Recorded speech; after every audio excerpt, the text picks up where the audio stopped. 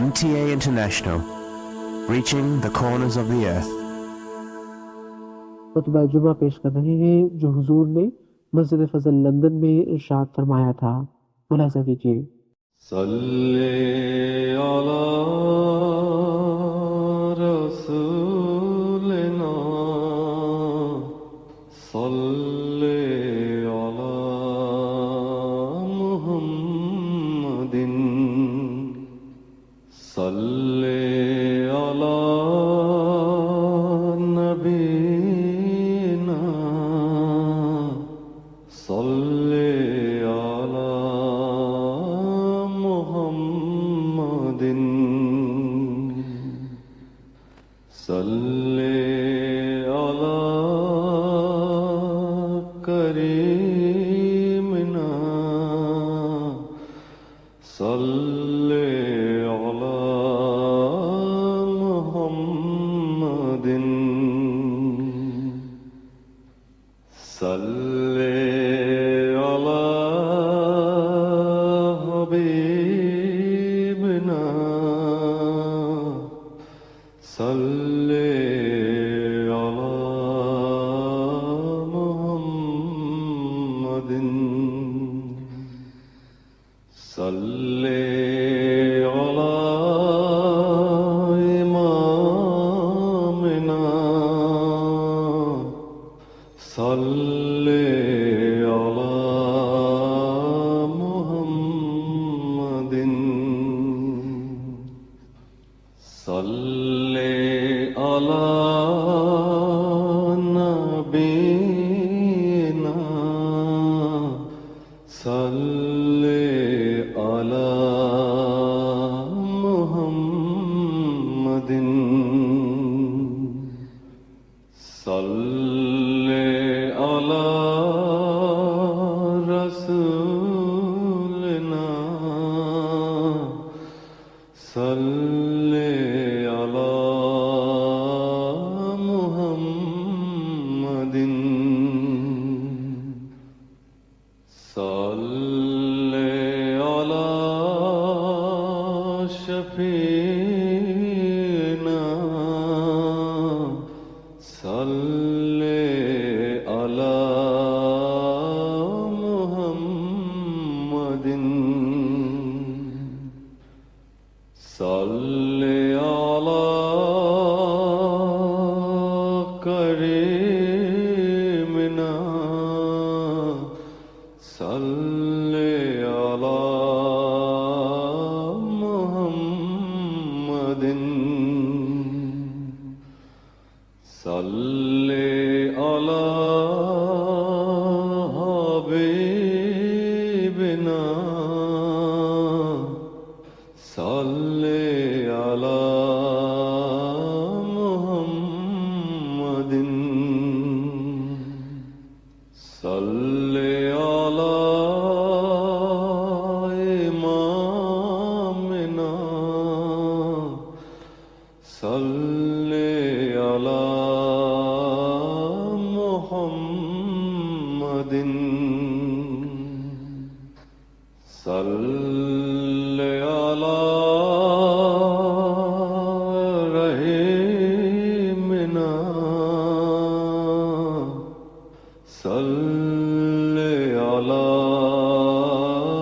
محمد صلی علی نبینا صلی علی محمد صلی علی نبی. السلام علیکم ورحمۃ اللہ. سلام دے دیں. اس کی باری آج.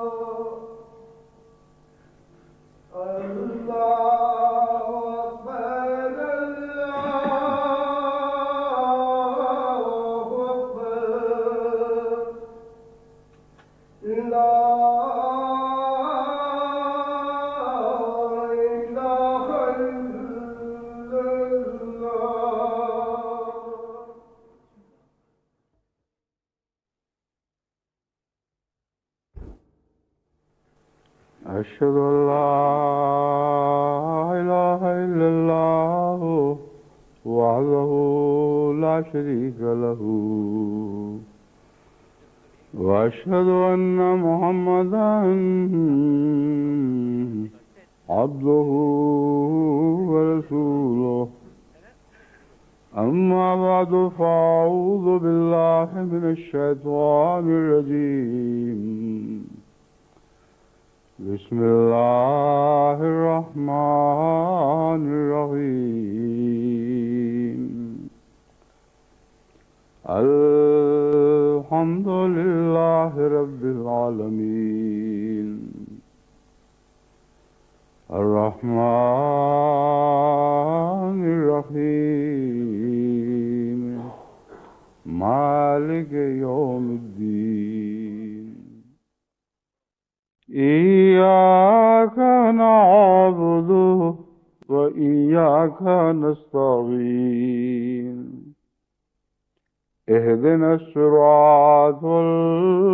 المستقيم صراط الذين أنعمت عليهم غير المغضوب عليهم ولا الضالين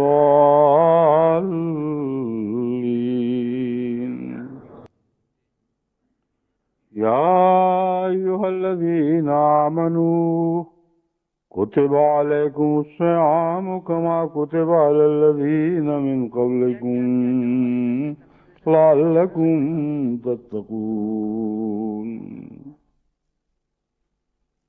لعلكم تتقون أياما معدودات فمن كان منكم مريضا أو على سفر فعدة من أيام أخر وعلى الذين يطيقونه فدية طعام مسكين فمن تطوع خيرا فهو خير له وأن تصوموا خير لكم إن كنتم تعلمون. سورہ البقرہ آیات 184-185. رمضان مبارک شروع ہوئے 7 دن گزر گئے، آج 7واں روزہ ہے، اور اس پہلو سے میں نے کچھ ایسی آیات اور کچھ احادیث اکٹھی کی ہیں، اسی طرح حضرت مسیح موعود علیہ السلام کے اقتباسات بھی، جن کے حوالے سے میں آپ کو رمضان سے متعلق مختلف باتیں سمجھانے کی کوشش کروں گا. 7 دن جو گزر گئے وہ تو گزر گئے، آئندہ کے لیے جو اہم باتیں ہمیں ہمیشہ پیش نظر رکھنی چاہیے ان کا ان آیات کریمہ میں بھی ذکر ہے اور دوسری آیات میں بھی ذکر ملتا ہے. اور میری نظر اس وقت خاص طور پر اگلی نسل کی تربیت پر ہے. اس پہلو سے میں سادہ لفظوں میں رمضان کی بعض برکتیں حاصل کرنے کے آپ کو طریق سمجھاتا ہوں، لیکن جو آیات تلاوت کی ہیں پہلے ان کا ترجمہ اور مختصر تفسیر پیش کروں گا. فرمایا یا ایھا الذین آمنوا کتب علیکم الصیام کما کتب علی الذین من قبلکم، اے وہ لوگ جو ایمان لائے ہو، تم پر بھی رمضان فرض کیا گیا جیسا کہ تم سے پہلے لوگوں پر بھی فرض کیا گیا تھا. اور یہ جو مضمون ہے پہلے لوگوں پر فرض کیا گیا تھا، یہ عبادت کی 3 قسموں پر مشترک ہے، ایک نماز، ایک حج اور ایک زکوٰۃ. یہ 3 وہ عبادت کی بنیادی قسمیں ہیں جن کا تعلق ہر مذہب سے ہے اور قدیم سے اسی طرح چلا آیا ہے. ہر مذہب کے لیے کوئی نہ کوئی جگہ ایسی مقرر ہے جہاں وہ اکٹھے ہوں اور کم سے کم زندگی میں ایک دفعہ اکٹھے ہو کر وہ خدا تعالیٰ کا ذکر بلند کریں. اور جگہوں کا انتخاب اس پہلو سے کیا گیا ہے کہ وہاں خدا کا کوئی بہت نیک اور بزرگ بندہ اللہ کی عبادت کے لیے اپنے آپ کو وقف کر چکا تھا اور اسی فضا میں وہ سانس لیتا رہا، وہیں اس نے خدا کے لیے اپنے دین کو خالص کیا، ابھی تمام ہر توجہات کو خدا کی طرف پھیر دیا، تو اس کی یادیں خدا کی یادوں میں تبدیل ہو جاتی ہیں۔ اور خدا کو یاد کرنے کا بہترین ذریعہ اس مقام پر ذہن میں آتا ہے جس مقام پر ایک خدا کا خالص بندہ اس کی عبادت کرتا ہے۔ اسی لیے مقام ابراہیم و مصلی کی جو نصیحت ہے، فاتخذوا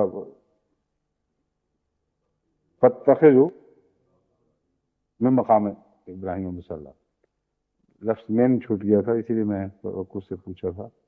فاتخذوا من مقام ابراہیم و مصلی، کہ تم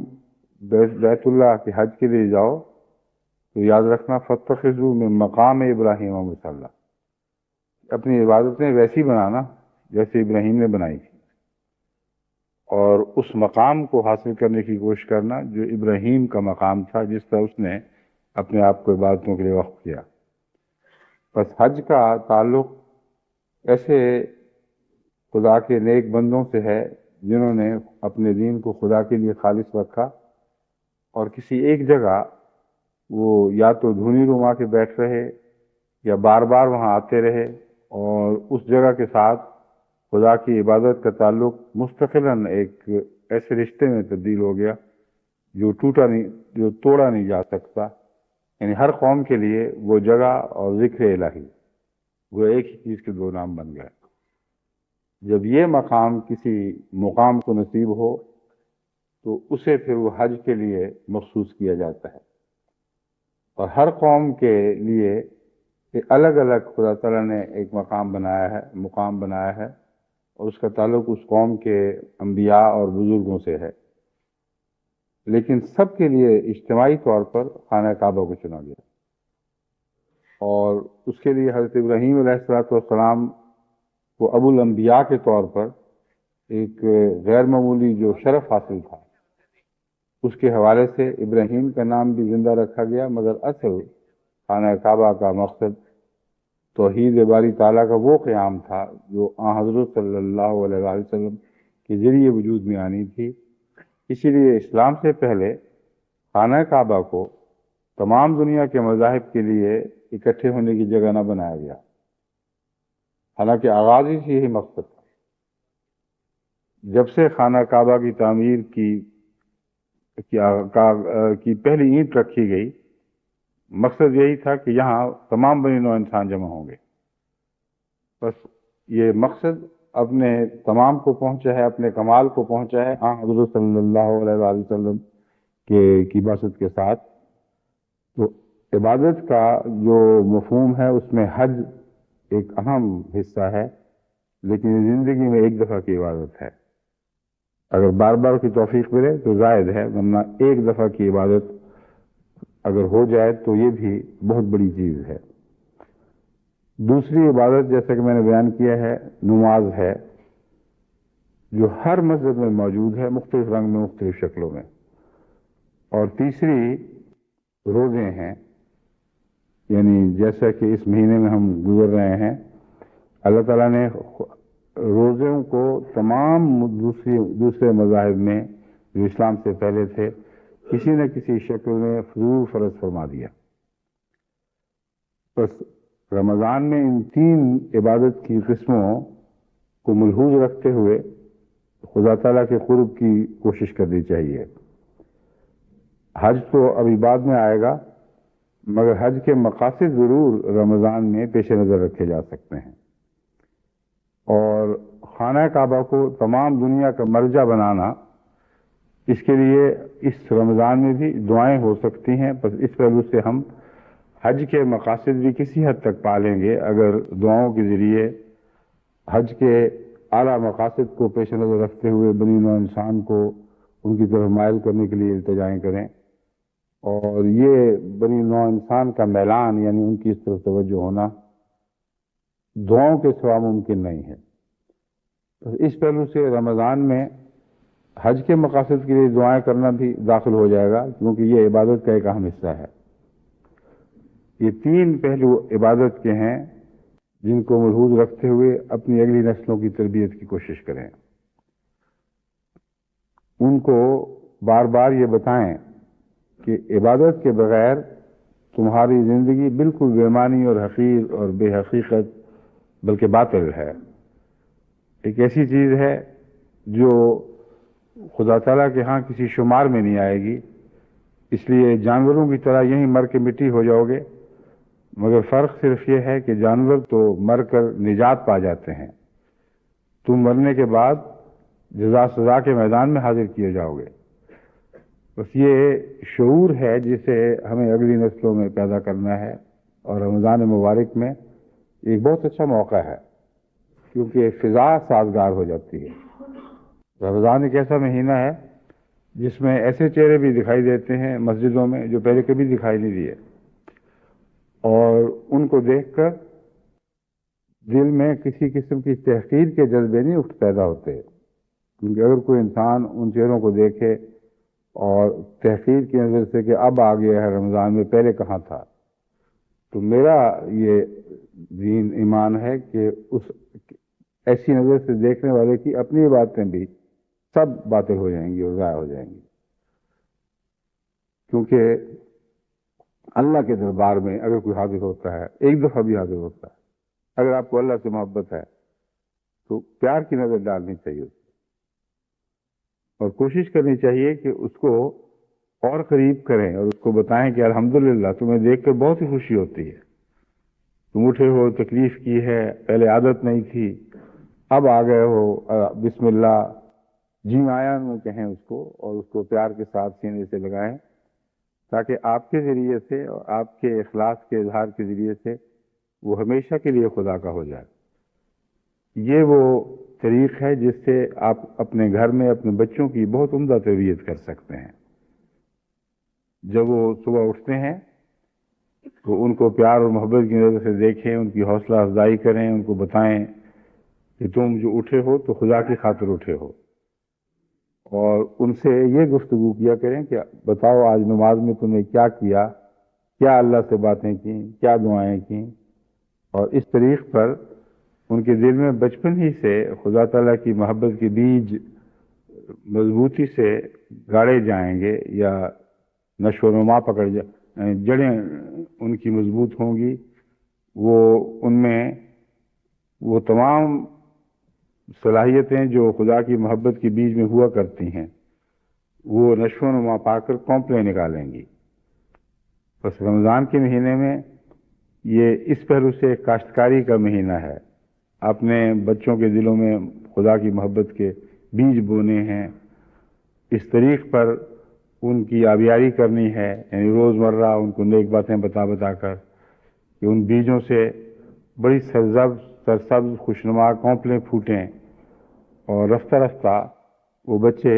ایک کلمہ طیبہ کی صورت اختیار کر جائیں، جس کی جڑیں تو زمین میں پیوستہ ہوتی ہیں مگر شاخیں آسمان سے باتیں کرتی ہیں۔ تو رمضان مبارک کو روزوں کے لحاظ سے جیسے گزارنا ہے وہ تو عام طور پر سب جانتے ہی ہیں، مگر میں ان فائدوں پر نگاہ رکھ رہا ہوں جو رمضان میں خاص طور پر ہجوم کر کے آ جاتے ہیں، اور اس وقت آپ اس ہجوم سے استفادہ کریں اور زیادہ سے زیادہ برکتیں لوٹ لیں۔ یہ مقصد ہے اس نصیحت کا جو آج جس کے لیے میں آج آپ کو متوجہ کر رہا ہوں۔ بعض لوگ جانتے ہیں کنکوے اڑائے جاتے ہیں، مگر بسنت میں جو کنکووں کے اڑنے کا عالم ہے وہ چیز ہی اور ہو جاتی ہے۔ بس خدا کی یادوں کے لیے یہ مہینہ بسنت بن گیا ہے،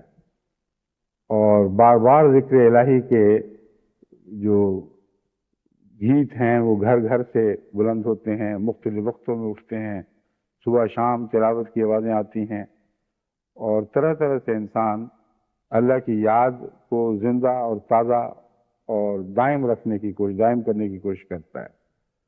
تاکہ جو یاد آئے وہ پھر ہاتھ سے نکل نہ جائے۔ اس مقصد کو پیش نظر رکھتے ہوئے اللہ تعالیٰ فرماتا ہے یا ایھا الذین آمنوا کتب علیکم الصیام کما کتب علی الذین من قبلکم لعلکم تتقون۔ رمضان کا مقصد کھیل تماشا نہیں ہے، محض بھوکا رہنا، محض افطاری کر لینا یہ نہیں ہے، ایک مقصد ہے کہ تاکہ تم تقوی میں ترقی کرو۔ اور اللہ تعالیٰ کا پہلے سے بڑھ کر دل میں خوف پیدا ہو اور پھر وہ ہمیشہ باقی رہے۔ اس کے بعد فرمایا ہے ایام معدودات۔ اس تعلق میں مختلف ترجمہ کرنے والے اور مفسرین اس کا جب فائل ڈھونڈتے ہیں تو ان کے لیے ان کو ایک دقت پیش آتی ہے۔ ایام معدودات منسوب ہے، یعنی اس کا منسوب سے مراد یہ ہے جیسے کسی کو کہا جائے کہ فلاں چیز کو فلاں جگہ پھینک آؤ، تو جس چیز کو پھینکیں گے وہ مفعول ہو جائے گی، وہ جگہ جہاں پھینکیں گے وہ مفعول ہو جائے گی۔ تو فعل کا کرنے والا بھی تو کوئی ہونا چاہیے، اس لیے جب بھی ایسی علامتیں ظاہر ہوں جن کا تعلق مفعول ہونے سے ہے تو انہیں منصوب حالتیں کہا جاتا ہے، نصب کی حالت، اور اس کا ایک فاعل تلاش کیا جاتا ہے۔ ایام معدودات کو قرآن کریم میں نسبی حالت میں پیش فرمایا گیا ہے، چند گنتی کے دن۔ اس پر جو ترجمہ کرنے والے فاعل تلاش کرتے ہیں تو وہ کہتے ہیں اس سے مراد یہ ہے کہ روزے رکھو چند گنتی کے دن، لیکن روزے رکھو کو حذف سمجھتے ہیں، جبکہ اس سے پہلے جو فعل گزر چکے ہیں اگر ان کے ساتھ اس کو ملایا جائے اور مفعول بنایا جائے تو پھر معنی بالکل غلط ہو جائیں گے۔ وہ اس طرح بنیں گے پھر کہ تم پر فرض کر دیے گئے ہیں روزے جیسا کہ پہلے لوگوں پر فرض کیے گئے تھے، لعلکم تتقون ایاما معدودات، کیونکہ فعل تقویٰ کا ذکر ہے صرف، تاکہ تم تقویٰ اختیار کرو گنتی کے چند دن۔ اب یہ تو مقصود ہو ہی نہیں سکتا قرآن کریم کا، اس روزے فرض کیے گئے ایسے کہ پہلی قوموں پر بھی ہر جگہ فرض کر دیے گئے تھے، اتنی عظیم شان چیز ہے، صرف اس لیے کہ تم چند گنتی کے دن خدا کو یاد کر لو یا تقویٰ اختیار کر لو۔ تو یہ دقت ہے ترجمہ کرنے والوں کے پیش نظر، وہ سمجھتے ہیں کہ منصوب کے لیے ضرور پہلے ایسا فعل تلاش کرنا چاہیے جس میں فاعل بھی مذکور ہو، تاکہ تم تقویٰ اختیار کرو۔ یہ فعل ہے جس میں فاعل بھی ہے، کون تقویٰ کرے؟ تم کرو۔ کتنے دن؟ چند گنتی کے دن۔ یہ تو غلط ہے، کیونکہ تقویٰ کا تعلق تو زندگی بھر سے ہے۔ یہی وجہ ہے کہ میں ہمیشہ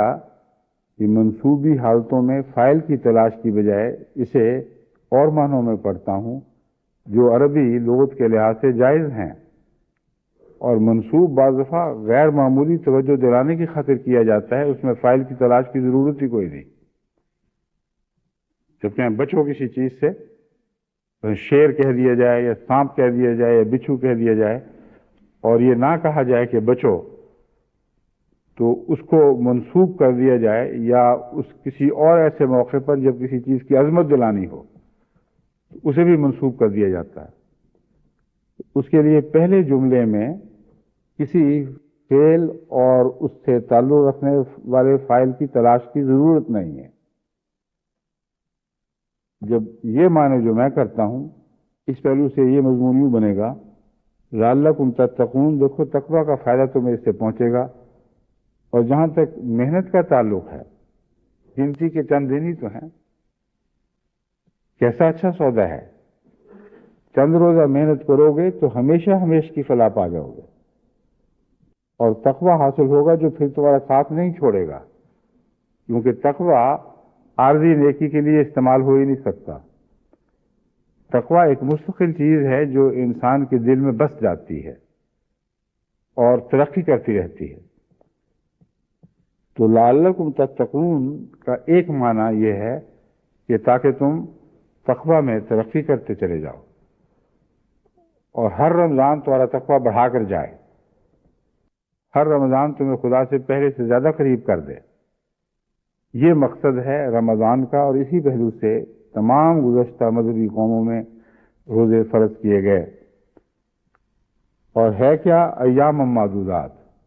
چند گنتی کے دن ہیں، ان میں جو زور لگانا لگا لو،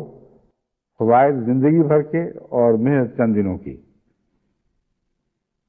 پھر فرمایا فمن کان منکم مریض او علی سفر فعدۃ من ایام اخر. اور پھر سہولتیں بھی ایسی دے دی ہیں کہ یہ مہینہ مشقت کا مہینہ نہیں رہتا. پر تم میں مریض بھی ہوں گے، سفر پر بھی ہوں گے، ان کے لیے ہماری ہدایت یہ ہے کہ وہ دوسرے ایام میں روزے رکھ لیں. ایک مہینے میں روزے رکھنا اپنے فوائد اپنے ساتھ رکھتا ہے. وہ ماحول پیدا ہو جاتا ہے جو الگ الگ روزے رکھنے سے پیدا نہیں ہوتا. جو برکتیں سب کی مل کر اکٹھے روزہ رکھنے میں ہیں، وہ برکتیں الگ الگ روزوں میں نہیں ہیں. تو فرمایا اصل تو یہی ہے کہ اس مہینے کو جب پاؤ، جب اس کو دیکھو، جب تمہیں نصیب ہو جائے تو اسی مہینے میں روزے رکھو. لیکن اگر مریض ہو، بیمار ہو، تو پھر بعد کے ایام کو بھی روزے پورے کرنے کے لیے استعمال کر سکتے ہو، اور جب بھی توفیق ملے روزے رکھو. من ایام اخر یعنی رمضان کے علاوہ بعد کے ایام میں. وعلی الذین یطیقونہ فدیۃ طعام مسکین. اس میں یطیقونہ کے متعلق میں تفصیلی بات پچھلے رمضان اس سے پہلے بھی کر چکا ہوں. اس وقت میرے پیش نظر یہ لفظ یطیقونہ کا استعمال نہیں ہے. سادہ ترجمہ اس کا یہ سمجھیں کہ جن لوگوں کو توفیق ہو کہ وہ روزہ نہ رکھیں مگر روزے کا فدیہ دے سکیں، وہ فدیہ دے دیں. یا وہ لوگ جو یہ طاقت ہی نہیں رکھتے کہ روزہ رکھ سکیں، وہ بعد میں روزہ چونکہ نہیں رکھیں گے اس لیے اس کے بدلے میں فدیہ دے دیں.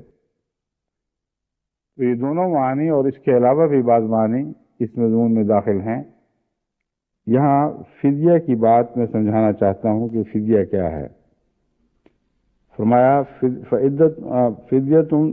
طعام مسکین، ایک مسکین کا کھانا ہے فدیہ. یعنی جو تم میں سے غرباء ہیں، نسبتاً مالی لحاظ سے کم توفیق رکھنے والے ہیں اور ان کے اندر مانگنے کی عادت نہیں، خصوصیت سے وہ لوگ مساکین کہلاتے ہیں. مانگنے والے بھی اس حکم سے باہر نہیں جائیں گے، مگر خاص طور پر نظر رکھنے کا حکم ہے. فدیۃ طعام مسکین کا مطلب ہے تم نگاہ رکھو کہ ایسے مساکین جو تمہارے ارد گرد رہتے ہیں، جن کو مانگنے کی عادت نہیں مگر تمہارا فرض ہے کہ ان تک پہنچو، ان کی تلاش کرو، ان کو یہ کھانا پہنچاؤ، یہ تمہارا فدیہ ہو جائے گا. فدیہ دراصل ایک چیز کو کسی مصیبت سے چھڑانے کے لیے دیا جاتا ہے. قیدی جب ان کے دشمنوں کے جو ان کو فتح پاتے ہیں، ان کے ہاتھ آ جاتے ہیں، تو ان کے پچھلے عزیز رشتہ دار وغیرہ کچھ رقم دے کر ان کو چھڑاتے ہیں. تو جان چھڑانے کے لیے کسی مصیبت سے جو کچھ دیا جائے اسے فدیہ کہتے ہیں. اور جو چیز ضائع ہو جائے اور انسان کسی وجہ سے کسی نیکی سے محروم رہ جائے تو اس کی جو بلا پڑتی ہے انسان پر، نیکی کا مہینہ آیا اور نیکیوں سے محروم رہ گیا،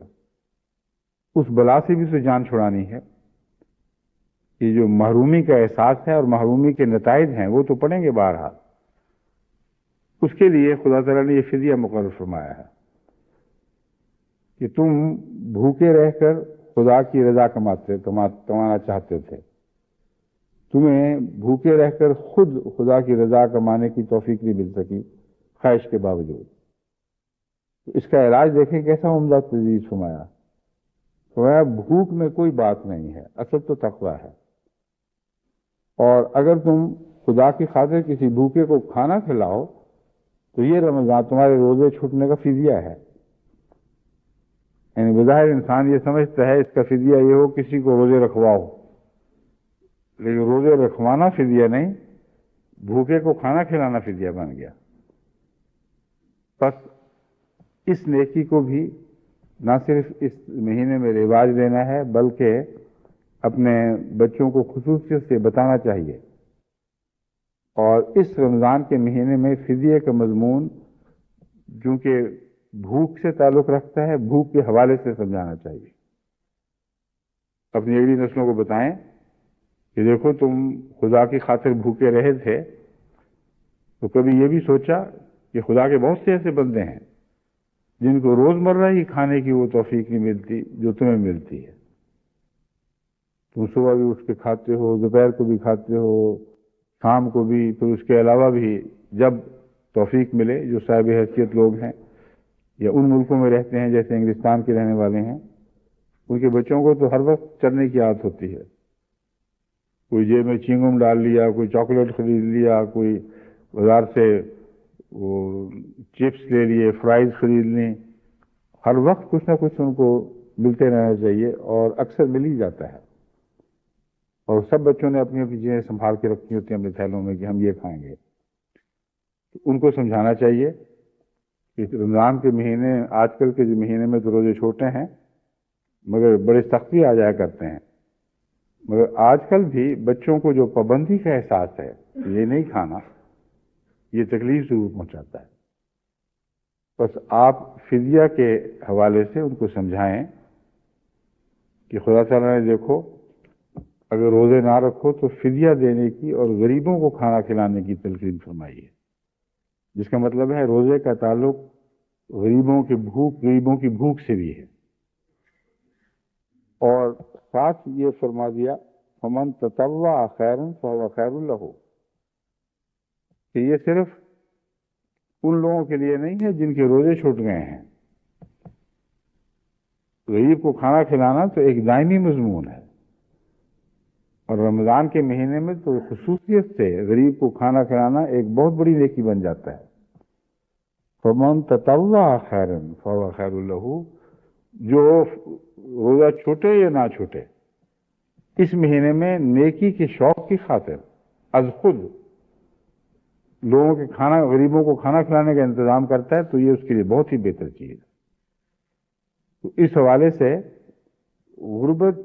کو دور کرنے کی طرف متوجہ کرنا اور غریبوں کی نگہداشت کرنا، ان کا خیال رکھنا، ان کے دکھ بانٹنا، یہ سارے وہ مضامین ہیں جو بڑی عمدگی کے ساتھ بچوں کو سمجھائے جا سکتے ہیں. اور جب آپ سمجھائیں گے تو خود بھی آپ کو پہلے سے زیادہ اس طرف توجہ ہوگی. فدیت ان کے متعلق صرف ایک مشکل یہ ہے کہ ہمارے یہاں انگلستان میں اور یورپ اور امریکہ کے بہت سارے دوسرے ایسے،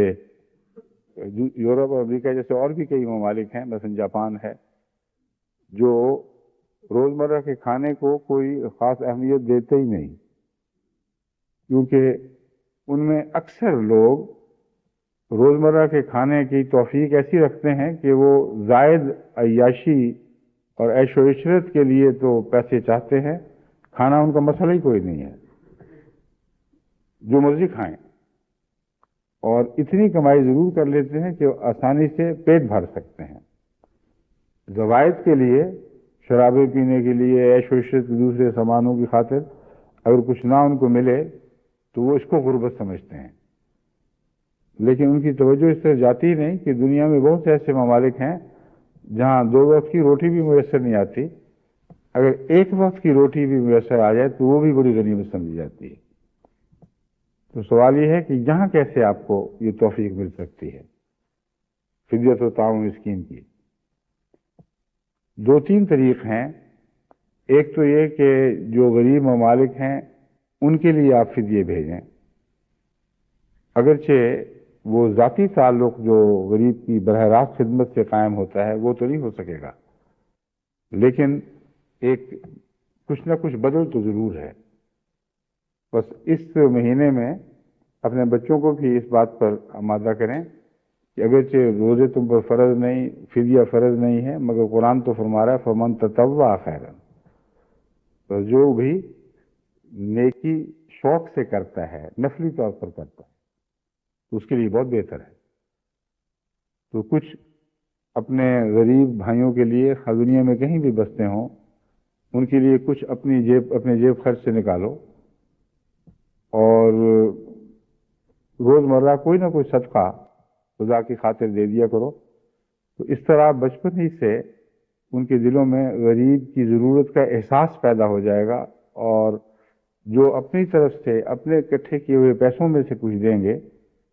خواہ وہ معمولی رقم ہی ہو کیوں نہ ہو، وہ ان کے لیے ایک بہت بڑی رقم بن جائے گی، کیونکہ اللہ تعالیٰ تو خدا کی راہ میں خرچ کرنے والوں کے دل پر نظر رکھتا ہے، اور بعض اوقات ایک بچے کا چھوٹا سا خرچ بھی اس کی ساری زندگی سنوار سکتا ہے۔ تو دیکھو رمضان میں کیسے اعلیٰ اعلیٰ مواقع آپ کو نصیب ہوتے ہیں، اور کس طرح روزمرہ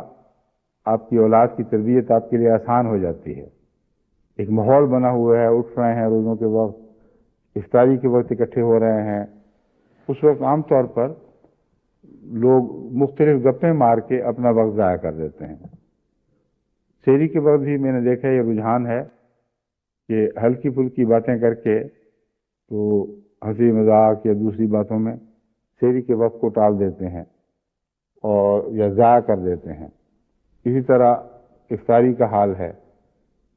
تو میں آپ کو یہ سمجھانا چاہتا ہوں کہ جہاں تک ممکن ہو سکے سحری اور افطاری کو تربیت کے لیے استعمال کریں، اور تربیت کے مضمون کی باتیں کیا کریں، اور اعلیٰ بڑے دینی مقاصد کی گفتگو اگر بہت بوجھل ہو تو چھوٹی چھوٹی روزمرہ کی باتیں یہ تو سمجھائی جا سکتی ہیں۔ پھر فرمایا ہے وَأَن تَصُومُوا خَيْرٌ لَكُمْ إِن كُنتُمْ تَعْلَمُونَ، کہ اگر تم روزے رکھو تو یہ بہت بہتر ہے، ان کنتم تعلمون، اگر تم اس بات کو جانتے۔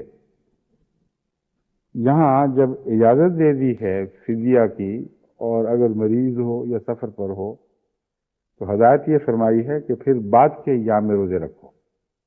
تو سوال یہ ہے کہ پھر وَأَن تَصُومُوا خَيْرٌ لَكُمْ کا کیا مطلب ہے؟ اس کا یہ مطلب نہیں ہے کہ بیمار ہو تب بھی رکھو، یہ تمہارے لیے بہتر ہے، سفر پر ہو تب بھی رکھو، یہ تمہارے لیے بہتر ہے۔ ہرگز اس کا یہ مطلب نہیں ہے۔ اس کا مطلب یہ ہے کہ فدیے تو تم دے دو گے لیکن روزے نہیں اس سے کٹ جائیں گے، روزے کا فریضہ قائم رہے گا۔ اس لیے فدیہ دے کر یہ نہ سمجھو کہ روزے کے فرض سے تم بری ذمہ ہو گئے ہو۔ فدیہ دو اور وہ بھی تمہارے لیے بہتر ہے، لیکن روزے اپنی ذات میں ایسے فوائد رکھتے ہیں کہ جب بھی تمہیں توفیق ملے تم ضرور لو، ضرور رکھو۔ وَأَن تَصُومُوا خَيْرٌ لَكُمْ إِن كُنتُمْ تَعْلَمُونَ کا ایک معنی تو یہ ہے کہ تم اگر غور کرو تو یہ بات سمجھ لو گے کہ روزوں میں اور بھی بہت سی خیریں اور برکتیں ہیں، اور اس سے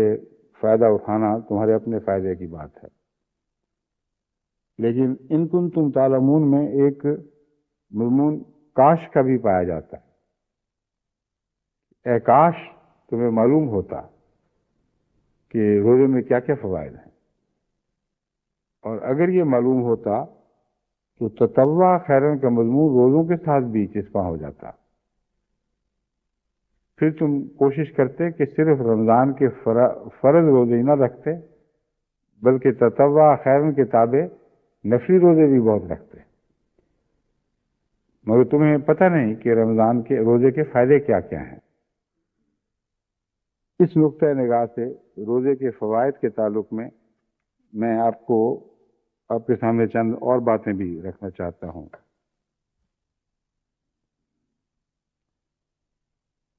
ایک تو ایسی بات ہے جس کا غریب ملکوں سے زیادہ امیر ملکوں سے تعلق ہے۔ غریب ملکوں میں فاقہ کشی کی مصیبت ہے جس کا ذکر فدیے کے تعلق میں نے کیا ہے۔ امیر ملکوں میں زیادہ کھانے کی مصیبت ہے، اور غذا کی بہتات جو ہے اس نے مصیبت ڈالی ہوئی۔ اس لیے یہاں کے جتنے بھی اشتہار اور پروگرام وغیرہ آپ دیکھتے ہیں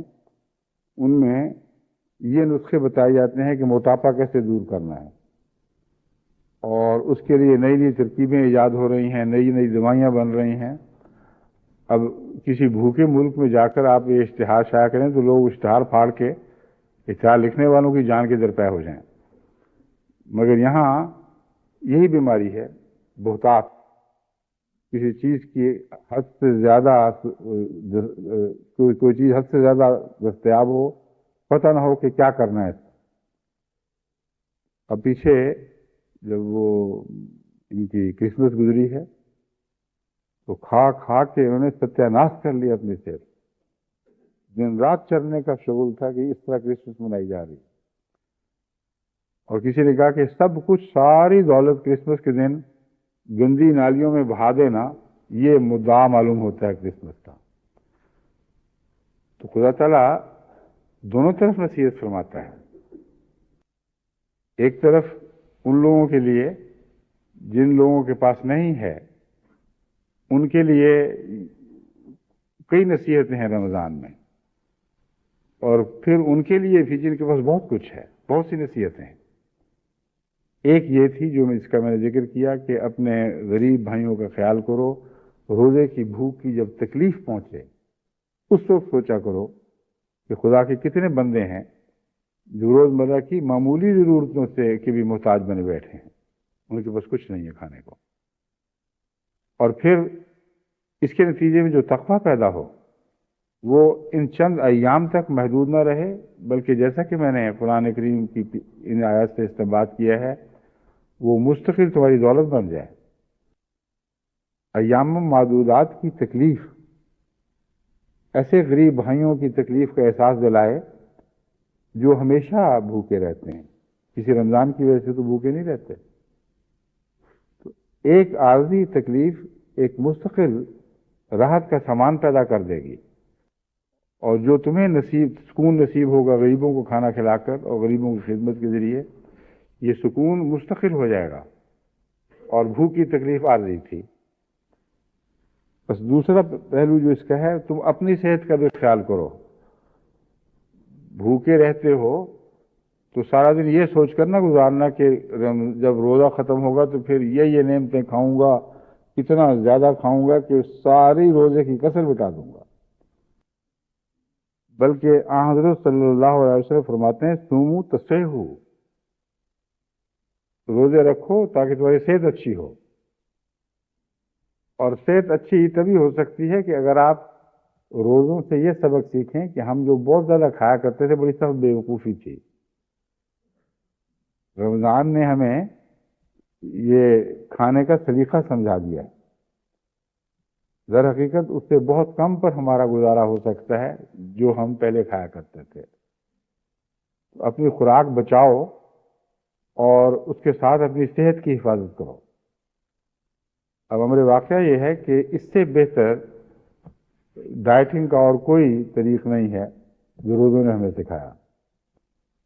حضرت مسیح موعود علیہ السلام اس مضمون پر مزید روشنی ڈالتے ہوئے فرماتے ہیں کہ روزے میں کھانا کم کرنا لازم ہے، کیونکہ کھانا کم کیے بغیر جو اعلیٰ مقصد ہے روزے کا وہ پورا نہیں ہو سکتا۔ یعنی صرف یہ نہیں کہ کچھ وقت بھوکے رہنا ہے، بلکہ دونوں کناروں پر بھی صبر سے کام لو اور نسبتاً اپنی غذا تھوڑی کرتے چلے جاؤ۔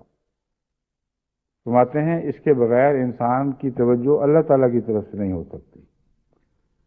ذکر الہی کے متعلق حضرت مسیح علیہ السلام فرماتے ہیں کہ ذکر الہی ایک روحانی غذا ہے، اور روزمرہ کا کھانا ایک جسمانی غذا ہے۔ تو رمضان کی برکت یہ ہے، یا روزوں کی برکت یہ ہے کہ وہ جسمانی غذا سے ہماری توجہ روحانی غذا کی طرف پھیر دیتے ہیں، اور ذکر الہی میں ایک لطف آنا شروع ہو جاتا ہے، اور وہ روحانی لطف ہے جو آپ کی روح کو تر و تازہ کرتا ہے، اس کی مضبوطی کا انتظام کرتا ہے، اور جسم پہ جو زائد چربیاں چڑھی تھیں ان کو پگھلاتا ہے۔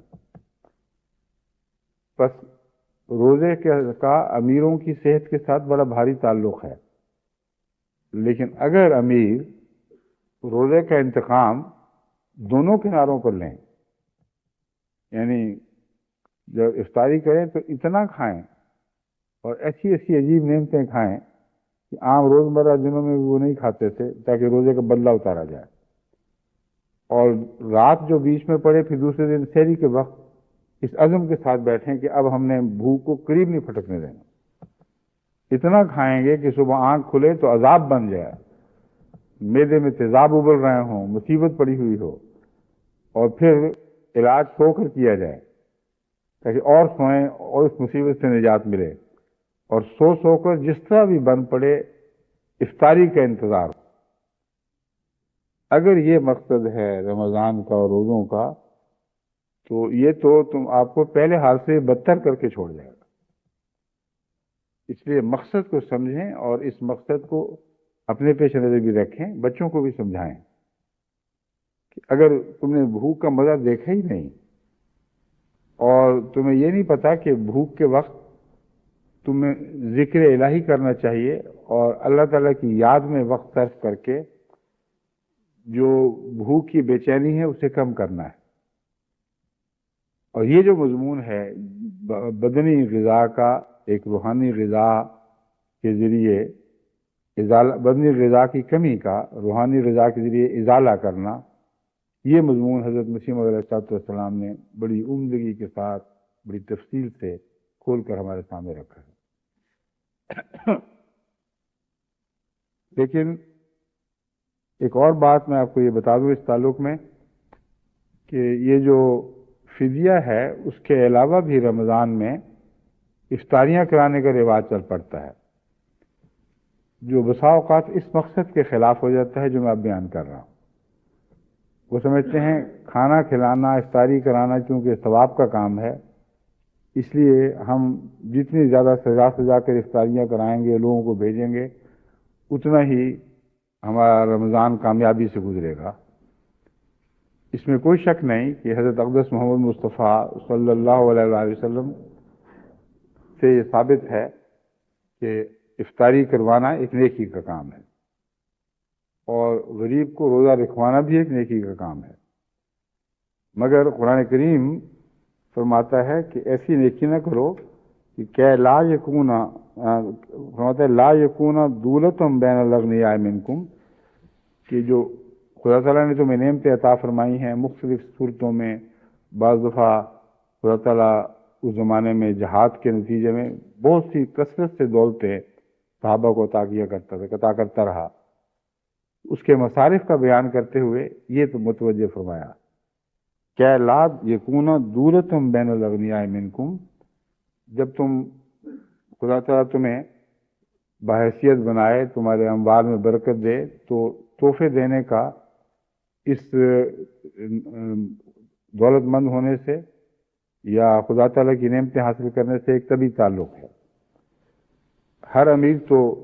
یہ نہیں کرتا، بعض امیر تو اور بھی کنجوس ہوتے جاتے ہیں، مگر عام طور پر جس کے اچھے دن آئیں، جس کو خدا تعالیٰ کی نعمت عطا کرے، وہ چاہتا ہے کہ اپنے بھائی کو بھی اس سے خوش کرے، اس کا بھی حصہ ڈالے۔ تو اس زمانے میں جب خدا تعالیٰ کسی قوم کے دن بدل رہا ہوتا ہے، ان کو دنیاوی نعمتیں عطا کرتا ہے، تو ایک دوسرے کو تحائف دینا، ایک دوسرے کی ضرورتیں پورے کرنے کا جو رواج ہے یہ از خود تقویت پا جاتا ہے۔ اس تعلق میں فرمایا، لیکن یہ یاد رکھنا کہ لا یکون دولتم بین الاغنیاء منکم، یہ نہ ہو کہ تم امیروں کو ہی بھیجتے رہو چیزیں۔ جب خدا نعمتیں عطا کرتا ہے تو وہ دولت جو امیروں کی سطح پر اوپر گھومتی رہے، اس کا خدا سے کوئی تعلق نہیں ہے، وہ تمہارے معاشرتی تقاضے ہیں، تمدنی تقاضے ہیں۔ جب تم ایک خاص سوسائٹی سے تعلق رکھتے ہو تو آپس میں ایک دوسرے کو تحفے دینا یہ خدا کی خاطر نہیں ہوا کرتا۔ اگر خدا کی خاطر تحفے دینے ہیں تو اوپر سے نیچے کی طرف تحفے بہاؤ، اور وہ لوگ جو مجبور اور غریب ہیں، اگر پوری طرح نہیں تو نسبتاً غریب ہیں، ان کو دیا کرو۔ تو جہاں تک فدیے کا تعلق ہے، یہ تو آپ باہر بھیج سکتے ہیں، مگر افطاریاں باہر نہیں بھیج سکتے، اور اس کا بھی بڑا رواج ہے۔ اس کا حال یہ ہے کہ افطاریاں اپنے سے امیروں کو یا اپنے ہم پلہ امیروں کو بھیجنے کی بجائے ڈھونڈیں کہ نسبتاً کون مسکین لوگ ہیں خدا کے، اور یہ مسکینی جو ہے یہ ایک نسبتی چیز ہے۔ ضروری نہیں کہ ایسا غریب ہو کہ اس کو صدقہ ہی دیا جائے، حالات الگ الگ ہیں، بعضوں کو کم ملتا ہے، بعضوں کو زیادہ ملتا ہے۔ وہ لوگ جو خدا کی خاطر کسی کو خوش کرنا چاہتے ہیں، ان کو چاہیے کہ ڈھونڈیں ایسے لوگ جن کا کھانے پینے کا معیار روزمرہ کا اتنا اونچا نہیں جتنا ان کا ہے، اور وہ اگر ان کو بھیج دیں تو اس آیت کے مضمون کے مطابق وہ اپنے ہی جیسے دولت مندوں میں دولت کے چکر لگانے کے مترادف نہیں رہے گا۔ بس افطاریوں میں بھی بہتر یہی ہو کہ آپ اپنے ہمسایوں کو دیکھیں، ارد گرد جگہ تلاش کریں، اور روزمرہ واقف جو آپ کے دکھائی دیتے ہیں ان کو بھیجیں، مگر صدقے کے رنگ میں نہیں، کیونکہ افطاری کا جو تعلق ہے وہ صدقے سے نہیں ہے۔ افطاری کا تعلق محبت بڑھانے سے ہے، اور رمضان کے مہینے میں اگر آپ کچھ کھانا بنا کے بھیجتے ہیں طبی طور پر محبت بھی بڑھتی ہے اور دعا کی طرف بھی توجہ پیدا ہوتی ہے۔ اگر آپ اس عزت اور احترام سے چیز دیں کسی غریب کو یا ایسے شخص کو جو نسبتاً غریب ہے، کہ اس میں محبت کا پہلو غالب ہو اور صدقے کا کوئی دور کا بھی عنصر شامل نہ ہو، تو یہ وہ افطاری ہے جو آپ کے لیے باعث ثواب بنے گی اور آپ کے حالات بھی سدھارے گی، اور اللہ تعالیٰ کے فضل کے ساتھ اس طرح اوپر اور نچلے طبقوں کے درمیان آپس میں محبت پہلے سے زیادہ مضبوط ہو جاتی ہے۔ دوسرے افطاری کی ضابطوں سے متعلق میں کچھ عرض کرنا چاہتا ہوں کہ افطاری ایک تو انسان بنا کر کسی کے گھر بھجوا دیتا ہے تاکہ اس دن دعا میں ان کو بھی شامل کر لیا جائے، وہ دیکھیں کہ فلاں نے ہم سے اتنا پیار اور محبت کا سلوک کیا، تو رمضان کی دعاؤں میں ایک یاد دہانی کا کام بھی دیتی ہے افطاری۔ مگر جب آپ افطاری کی دعوتیں کرتے ہیں تو بعض دفعہ بالکل برعکس نتیجہ ظاہر ہوتا ہے، بجائے اس کے کہ روزہ کھول کے انسان ذکر الہی میں مصروف ہو، قرآن کریم کی تلاوت کرے، جو تراویحاں پڑھتے ہیں وہ تراویح کے لیے تیار ہو کر جائیں، اس کی بجائے مجلسیں لگ جاتی جو بعض دفعہ اتنے لمبی چل جاتی ہیں کہ عبادتیں بھی ضائع ہونے لگتی ہیں، اور اگر اس دن کی عشاء کی نماز پڑھ بھی لیں وقت کے اوپر تو دوسرے دن کی تہجد کی نماز پر اثر پڑ جائے گا۔ اس لیے میں تو ذاتی طور پر افطاریاں کرنے کا قائل ہی نہیں ہوں۔ ربوہ میں بھی میرا یہی دستور تھا کہ اگرچہ لوگ بہت اصرار کیا کرتے تھے مگر میں اسی اصرار کے ساتھ معذرت کر دیا کرتا تھا کہ رمضان کے مہینے میں یہ مشاغل کرنا اس قسم کے، یہ میرے نزدیک رمضان کے مقاصد سے متصادم ہے، اسے ٹکرانے والی بات ہے۔ تو جو افطاریاں ہو چکی ہیں ایک پہلے ہفتے میں ہو گئیں، آئندہ سے توبہ کریں اور مجالس نہ لگائیں گھروں میں۔ مجالس وہی ہیں جو ذکر الہی کی مجلسیں ہیں، اور افطاری کی مجلسوں کو میں نے نہیں کبھی ذکر الہی کی مجلسوں میں تبدیل ہوتے دیکھا۔ وہ پھر وہ سجاوٹ کی مجلسیں بن جاتی ہیں، اچھے کپڑے پہن کے عورتیں بچے جاتے ہیں وہاں، خوب پھر گپیں لگائی جاتی ہیں، کھانے کی تعریفیں ہوتی ہیں اور طرح طرح کی نعمتوں سے فائدہ اٹھاتے ہیں، اور دوسرے دن اپنے تہجد کو ضائع کر دیتے ہیں، اور پھر بے ضرورت باتیں بہت ہوتی ہیں۔ تو افطاری کا جو بہترین مصرف ہے وہ یہی ہے، جیسا کہ میں نے عرض کیا ہے، حتی المقدور، یعنی منع تو نہیں ہے کہ اپنے ہم پلہ لوگوں کو جو دولت کے لحاظ سے یا اپنے سے بہتر لوگوں کو بھی تحفہ دیں۔ قرآن کریم میں یہ منع نہیں فرمایا کہ آپس کے دائرے میں، ایک ہی دائرے میں بالکل نہیں کچھ بھیجنا، یہ فرمایا ہے کہ وہیں کا نہ ہو رہو، ایسے تحائف نہ دو کہ صرف ایک طبقے کے لیے خاص ہو جائیں اور وہ ایک دائرے میں گھومتے پھریں اور اوپر سے نیچے کی طرف اور نیچے سے اوپر کی طرف حرکت نہ کریں۔ تو ایک صحت مند جو خدا تعالیٰ نے نظام جاری رکھا ہے وینٹیلیشن کا، وہ اس تعلق میں بھی، افطاری کے تعلق میں بھی پیش نظر رہنا چاہیے۔ اور اس طرح اگر آپ کچھ نہ کچھ نئے لوگوں کو بھی ڈھونڈ لیں جو آپ کے دائرے سے باہر ہیں اور نسبتاً غریبانہ حالت ہے، تو اللہ تعالیٰ کے فضل کے ساتھ یہ ایک مزید نیکی کا موجب بنے گی، یہ بات ایک مزید نیکی کا موجب بنے گی۔ حضرت مسیح موعود علیہ السلام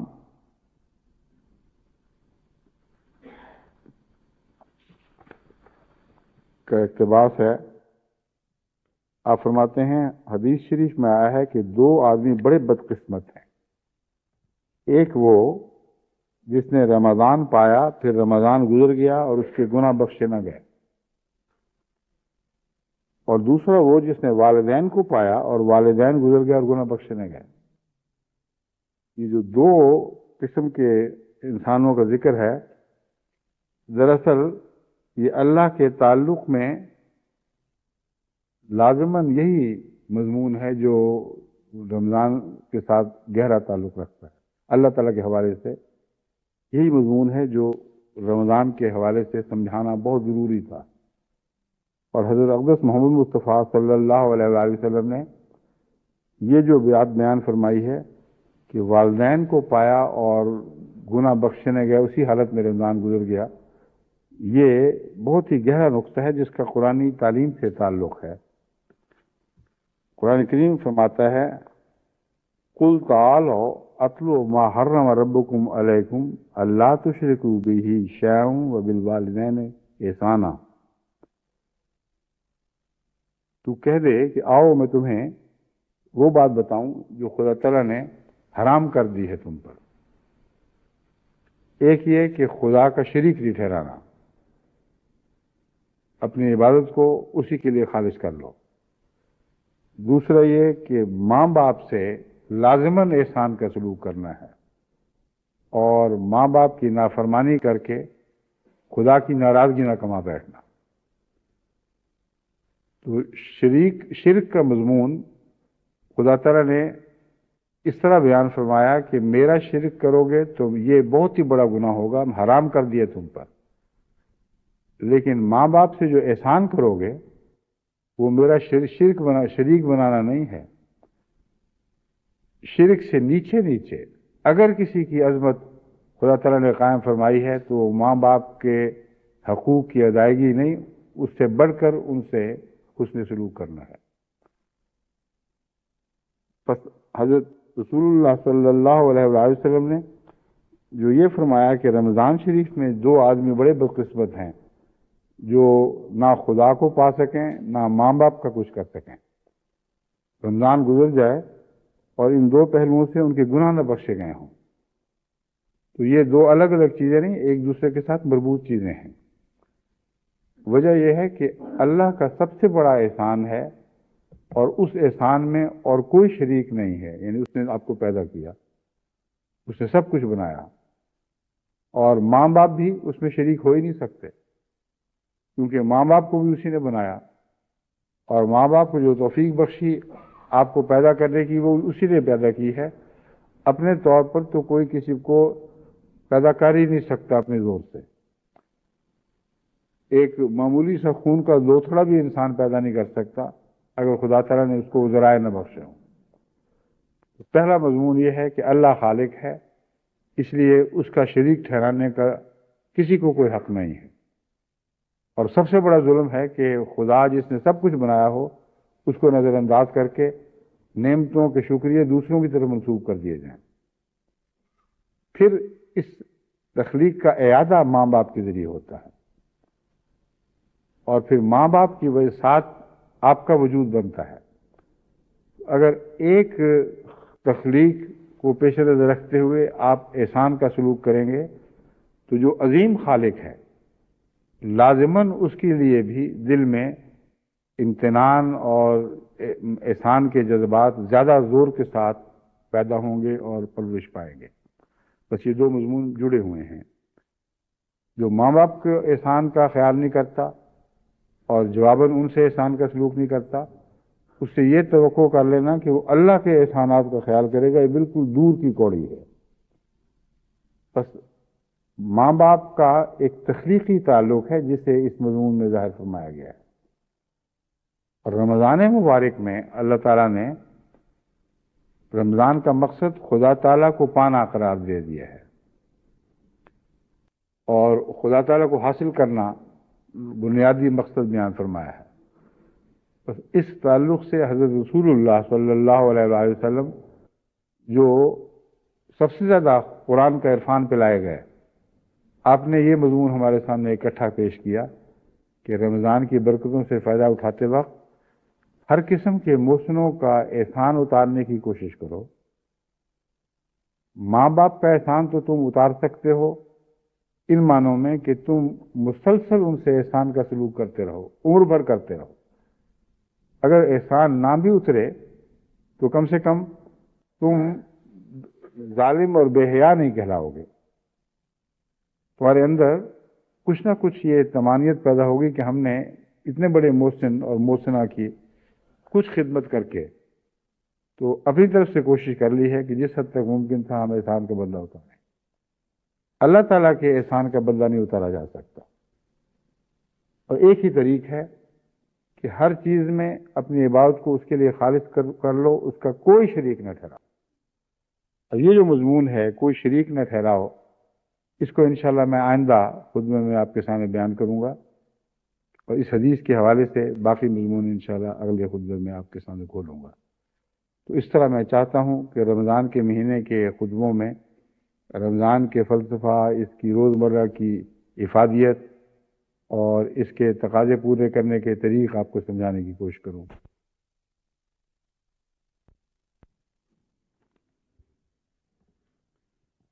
الگ کر لیں جو ہو گیا پوائنٹ۔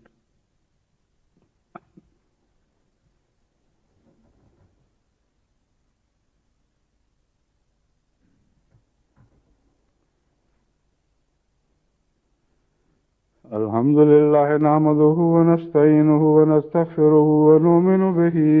ونتوكل عليه ونعوذ بالله من شرور أنفسنا ومن سيئات أعمالنا من يهده الله فلا مضل له ومن يضلله فلا هادي له ونشهد أن لا إله إلا الله وحده لا شريك له